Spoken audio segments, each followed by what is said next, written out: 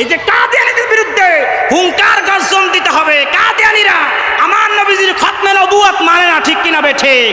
আল্লাহ বলেছেন মা কানা মুহাম্মাদুন আবা হাদিম মির রিজালিকুম ওয়ালাকিন রাসূলুল্লাহি ওয়া খাতামান নাবিয়্যিন।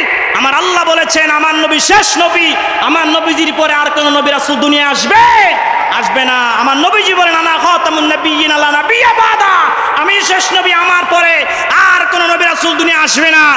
আর এই কুখ্যাত কাদিয়ানীরা আমার নবীজিকে শেষ নবী মানে না। জোরে কান নাউজুবিল্লাহ।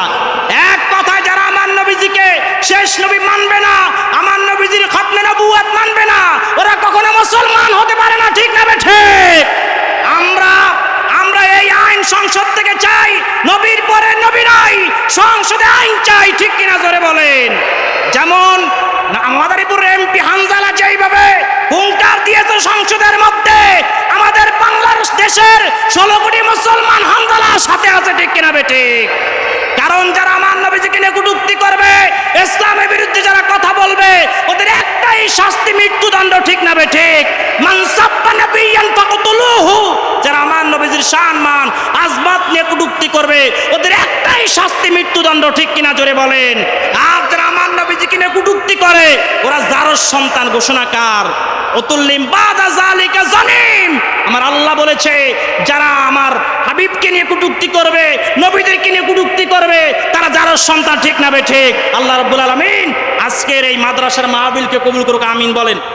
আরো জোরে কেন আমিন। আমি তো আপনাকে এনি পাশেই থাকি, এই যে রঙ্গি বিবি বাইতুল সালাম মসজিদে প্রতি জুমাই তো আসি, এই জন্য আজকে আর বেশি আলোচনা শোনাবো না, কারণ একটু পরেই আজান হবে।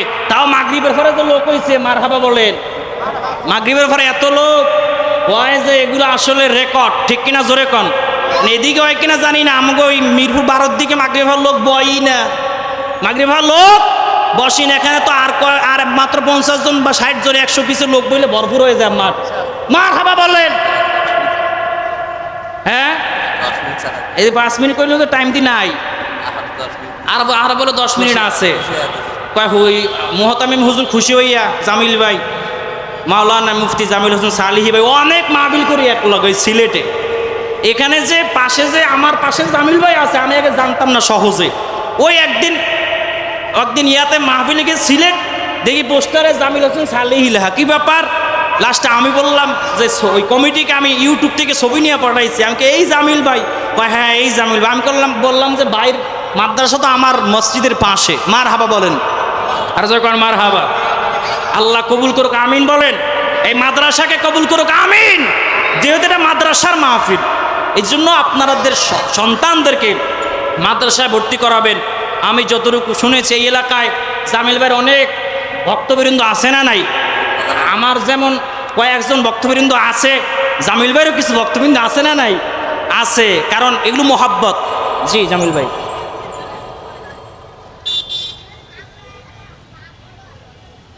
আচ্ছা আচ্ছা। লা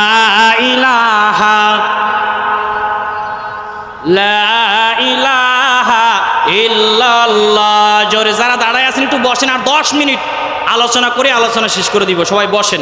আর আপনারা বসলে মনে করেন মাঠটা ফিল আপ হয়ে যাইব, তাহলে একটু সৌন্দর্য হয়ে যায়। তাইলে মনে করেন 100% ফিল আপ, ঠিক কিনা জোরে বলেন। লা ইলাহা